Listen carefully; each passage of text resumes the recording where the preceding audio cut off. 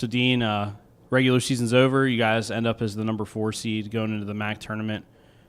Give us your thoughts just on the regular season as a whole. It's kind of been a roller coaster year for you, but here you are, a top 4 seed with a bye in the tournament. Roller coaster's pretty accurate, I would say. Really, it's been one of those years that you never really got to relax. You never had the same lineup very long, all those things. But because of that, and this sounds really weird, but I'm a lot of years I get to this point, I just feel like I'm just worn, because you're tweaking little bitty things and focus, all these different things. This year it's just been adjusting. And so in some ways, this season has gone as fast as almost any season that I remember.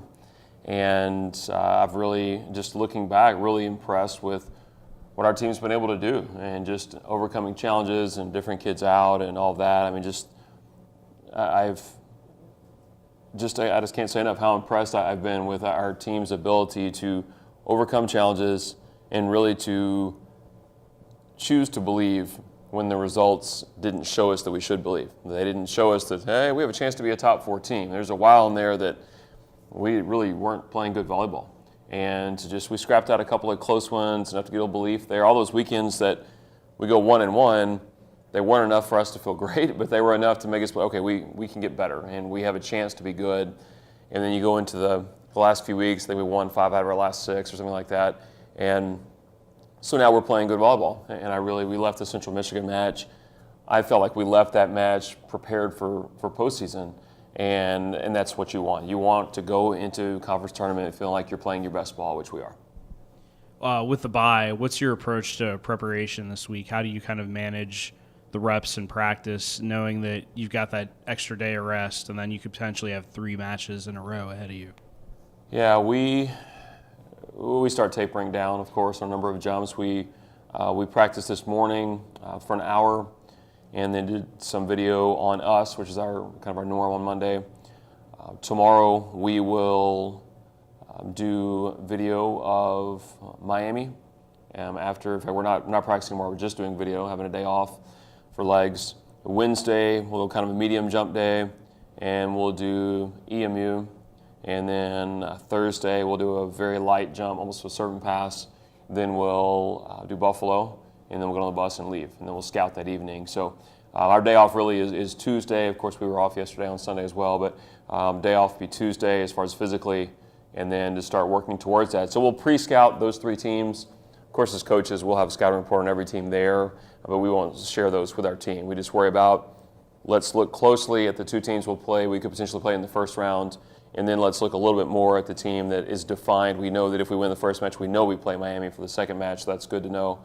And then that's how we'll progress. And then from there forward, you just wait and see what happens in postseason. You never know. We've seen some interesting things in postseason in this conference, just as there are in all conferences.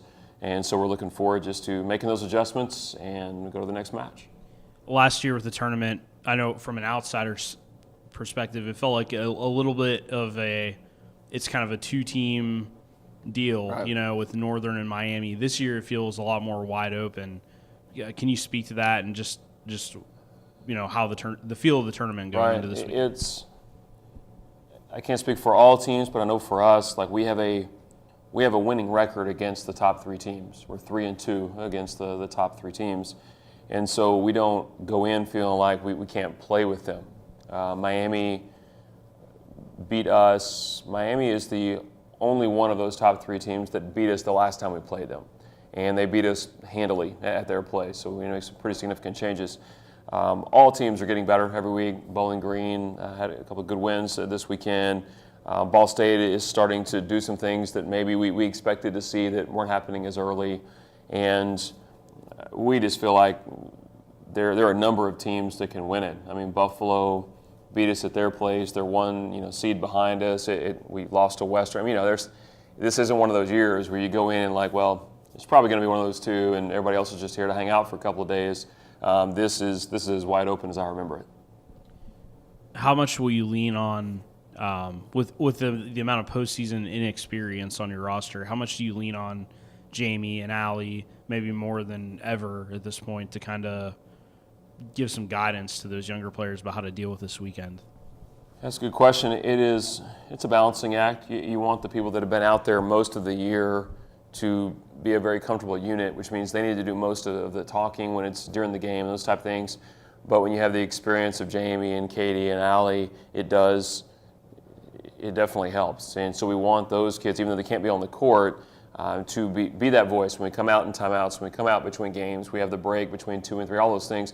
Those are huge moments for those kids to calm us down a little bit, talk about a few things that we need to talk about, maybe some slight strategic things that the kids aren't seeing when they're out there, if they're defending in a certain way, if they're blocking a certain thing, if there are some changes that are different than the scouting report, because we always have ideas going in, this is what we plan to do based on what that team has historically done, but they're scouting as well, and so they're going to make changes based on what they think we're going to do, and then you have to adjust on the fly. And sometimes as coaches, you're the right person to give that information. Sometimes it's good if Jamie is an outside hitter, if she sees it from outside hitter eyes. And as soon as those kids come off, that's what we do in our huddles. The first thing they leave the court, relax for about 10, 15 seconds, and then they're in position groups. And so then the outsides are talking to outsides, middles talking to middles, and those are great moments for those kids to lead, and we feel like that'll be important this weekend. Coach, do you think heading into this weekend, the youth factor of your team is an advantage? They haven't played in a tournament like this.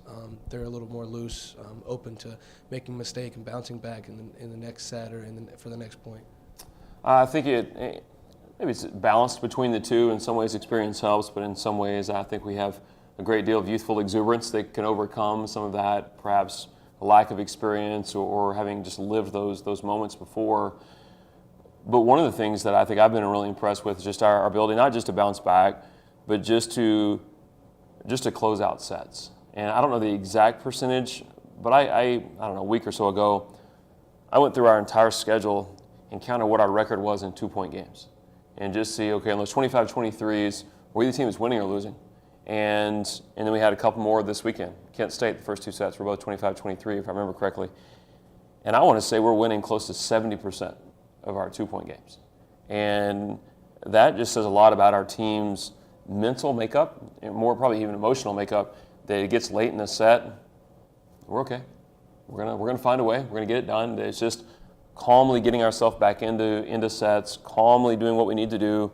Kent State, good example, that first set, we were down significantly, a pretty good amount of that, calmly got our way back in, caught them late, and then closed out the set. And it's happened throughout much of the year. So I think the youth is good in terms of the ability to bounce back, but it's also, there's some very mature aspects to our team too, that there's a sense of calm and not of, oh my gosh, we're young, we're kind of in a bad way, we're panicked.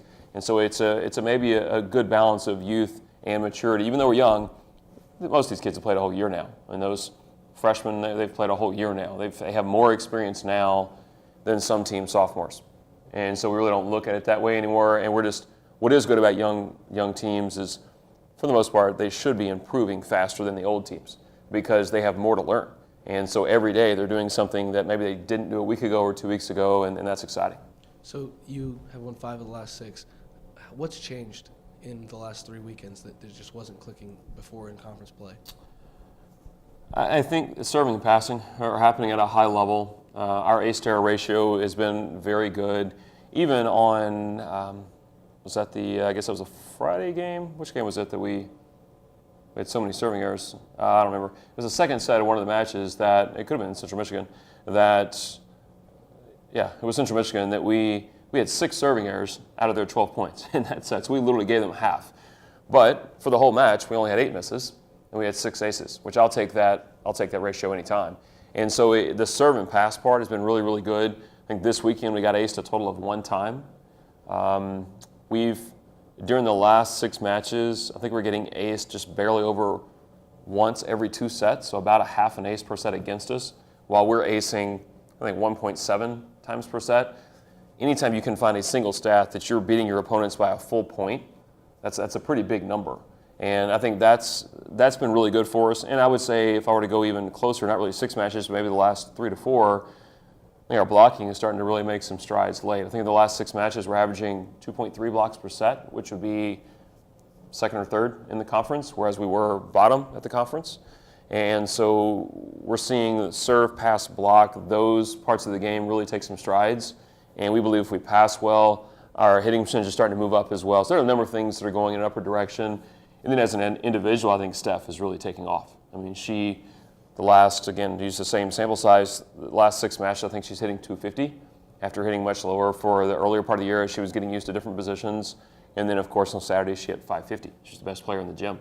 And so there are just a number of individuals that are moving up, and then a few skills that are moving up as well. So Mike had asked earlier about how much you lean on the leadership, and I know that the leadership, the bulk of it is either off the floor or just coming back onto the floor. So is there any concern of like jitters or anything coming into the first match, and how do you kind of combat that throughout the week, and then how will you kind of approach that if it does happen? It's not uncommon in the first match of postseason that happens. These kids are like, we're so excited, and there's a tendency to get too high emotionally. You start spraying balls, hitting balls out of bounds, serving balls out of bounds because you're just so amped up for the moment. That's okay. I mean, that's not, if you're not excited for postseason, that's a bigger problem. So for me, just know we're going to ride that out a little bit. The first 5 points, maybe a little high, we'll calm them back down a little bit. But again, I think it goes back to our ability to be calm late in sets. We have a few kids out there that are pretty calm by nature. They're competitive, but they're kind of calm at the same time. And so I think they'll be able to balance things out while we're out there, bring us back down, and then from there we'll have enough energy to carry us forward without hopefully some of the nerves. All right. Good. All right, thank you guys.